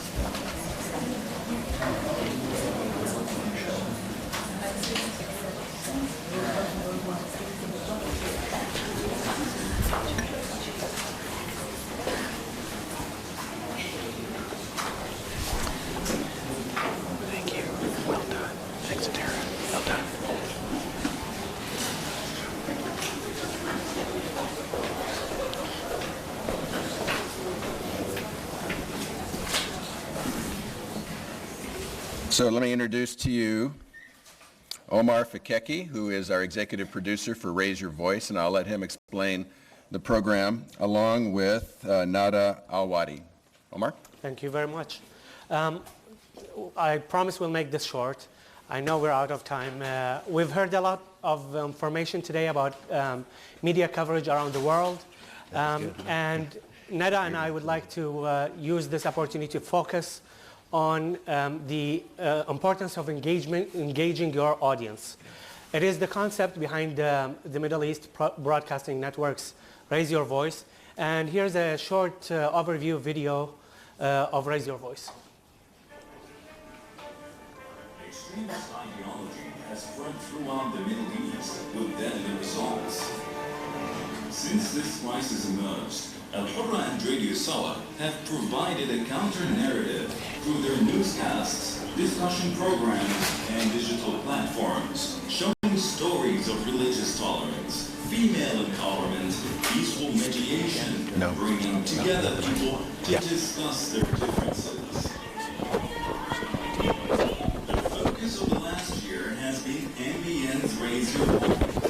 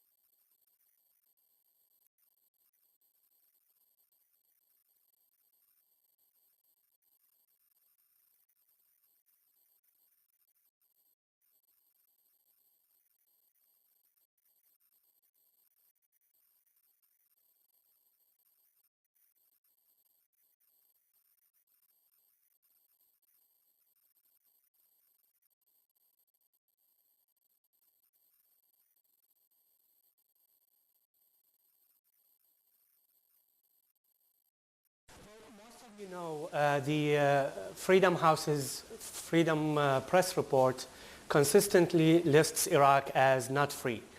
The media in Iraq is controlled by political and religious parties who do not allow opinions other than their own. Through Raise Your Voice, we created a platform for people to share their opinions and to discuss very important issues. Since the beginning, we focused on building trust with this audience. And we do this through many ways, including involving them in the editorial process. And we also do that through many ways. And I would like, Nada, if you want to talk about this. Yeah, definitely, Omar. The fact that we were trying to build trust with the audience was very essential since the beginning. We were trying to give them voices in this platform. And that's exactly what we I think, achieved. The environment in our platforms are very vibrant. We kind of host all kinds of opinions and ideologies. And we do this in many ways. We hold virtual editorial meetings every week to ask people to suggest, to give us comments, to be part of the discussion. Many of the discussions that they give us will be translated in our content. That will be articles, that will be videos. We basically send reporters to follow up on a story that was suggested by a fan on Facebook. And that has been very essential for us, right, Omar? Yeah, and not only involving the audience in the editorial process did not stop at suggestions. We actually get unsolicited content, a lot of unsolicited content from the audience that we then vet and then post on our platforms. Lately, we've had, if we can show the example, this is a video, we received a screenshot of a video we received from fans showing Muslims and Christians erecting the largest cross in Mosul, in the same place where Daesh just a few months earlier had destroyed another cross. And this was an invitation to all Christians who were forced to leave the area to come back after the liberation from ISIS. Another example was, can we show the other example? We actually have other examples we get from the audience every day. Just today, actually, I was replying to my editors. We received emails from fans with the photos showing the community trying to rebuild areas liberated by ISIS. But I call it crown jewel engagement happens through the work of our 24/7 multimedia community managers. Yeah. And Nada, if you want to talk about That's us, yeah. We basically engage with our audiences 24/7. Every day there is somebody to listen to these people. So we are always on the discussions. We are always there. We discuss. And it's amazing because you can find someone who sympathizes with ISIS ideology in the platform. You can find somebody who will criticize ISIS ideology in that platform, and they all engage in an amazing way. I have an example. We post questions every day to encourage people to comment, and so we posted one question a day asking people if they actually would agree to marry somebody who has extremist views. And that was very interesting because, well, some of the fans said, well, yes, because extremism means being religious, and that's a good thing. And then other people jumped in the discussion and said, how do you define extremism? Because would you actually agree on someone killing someone because they don't share your same values or religious beliefs? And this person said, no, I don't agree with that. That's a crime. And then kind of the discussion went from answering the question, would you marry somebody, to actually defining concepts. People tend to generalize, and I guess the Middle East, we have this problem a lot. People tend to generalize on many concepts, and then it's kind of an educational platform as well. Like the discussion will go through some concepts that people really make generalizations without really understanding. And this is impact. What started as a simple yes or no question turned into an educational thread of comments that people through it discussed very important issues. And speaking of impact, it is very important for us to gauge impact because, after all, why are we doing Raise Your Voice? And there are many ways to gauge impact. Personally, I believe impact is best shown when a piece of content positively affects someone's life. These are screenshots of a video we lately posted on our Facebook page showing a woman who is the mother of an Iraqi soldier who was killed in the fight against Daesh in Mosul. She had to live in the city's dump in southern Iraq, in Basra in southern Iraq, because she didn't have anyone to provide for her. A few days after we posted the video, we received dozens of requests from fans asking for information to help this woman. And a few days later, the government got involved and allocated a housing unit for her, furnished it, and also allocated a monthly stipend for her to pay the bill. Another example also, we have a video we posted of an 8-year-old or 9-year-old Iraqi kid who was forced with his family to leave Mosul after ISIS occupied it. And the kid was simply saying, I'm shivering in our tent and I just need a coat. Winter. Yeah. It was the winter time. Yeah. And we received dozens of requests to help the kid. And a few days later, an Iraqi woman sent 130 coats to the same camp where he was living and asked us, or asked the camp, to give one of the coats to the kid and ask him to distribute the rest for his friends. This is the kind of work we do at Raise Your Voice every day, and if you have any questions, we're ready to answer. Yeah, thank you. Alex Howard from the Sunlight Foundation. I just went and looked at it online. I see you're on Facebook, obviously. You're on Twitter, you're on YouTube. These are all American tech company platforms that have requirements for people to register, people to give authentication, etc. What's your thinking upon hosting the speech there as opposed to on a website or other platforms? Does it expose people to some risk if they make comments there? What are you hearing on the ground in terms of this choice to host speech there as opposed to build something yourself? Well, we also have a website where people can go and comment on our website. It's irfasautak.com, and that's Raise Your Voice in Arabic. Do they? But sorry? Do they go? Of course, we have engagement on all our platforms, including the website, Twitter, Instagram, and Facebook. But people keep engaging. We see increasing engagement on our platforms every day, and they are discussing very important issues. So I guess because Raise Your Voice is one of the very few, if not the only platform for people in the Middle East and North Africa regions, and we focus on Iraq for Iraqis, to really voice out their concerns and discuss important issues, I guess they keep gravitating towards our platforms. And also I might add, the data shows that most of the young people in the Middle East in general and in Iraq in specific actually exist on Facebook. And this is, we didn't choose this outlet because of, we have reasons, because the discussion goes there, and that's why we kind of go to the platforms that they exist, so that we can kind of, engage with them. And in terms of the security, it's actually interesting. Many of them, they use their actual names, you can tell. And you can find, especially the ISIS sympathizers, it won't necessarily be actual names. They will use, trolls or whatever. Not their personal names, but still you can kind of tell with following the account who these people, where are they, who are their followers, and kind of make some idea about it. So yeah. So as someone who's managed comment sections and Facebook pages, I sympathize with the challenges of trolls and people who aren't being productive there. I've also seen in other countries people who are managing these spaces have challenges because sometimes the countries want to have speech taken down that they don't like. Do you ever receive requests from the governments of these countries to take things down, and if so, what do you do?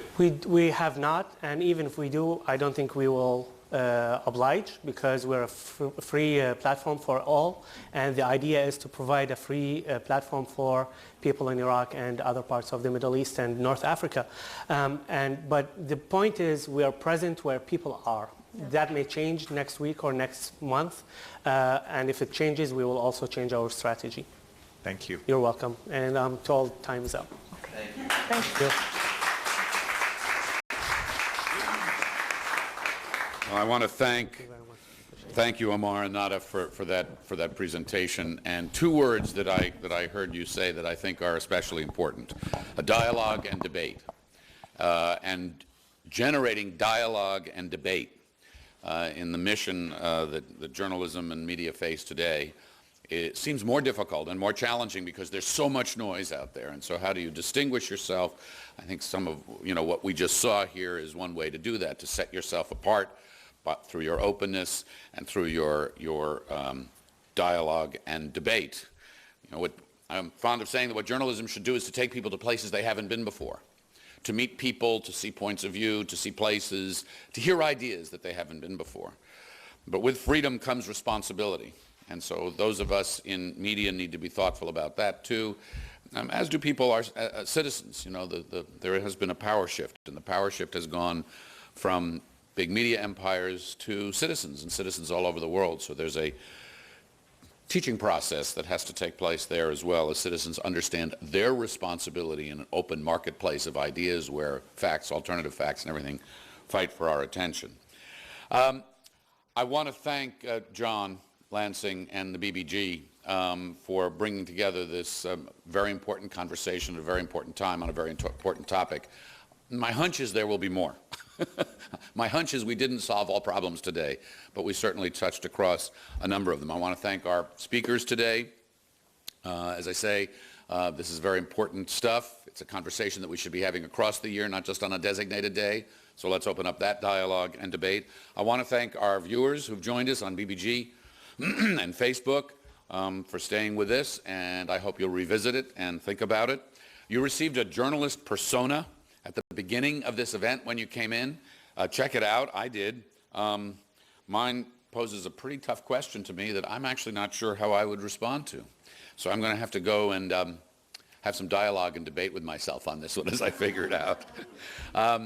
Do take the time, though, to take a look at it and join the conversation online. And do what you can to support this mission, either by doing it or by making some noise and generating some dialogue and debate around your own tables and hearths, families, friends, and social networks.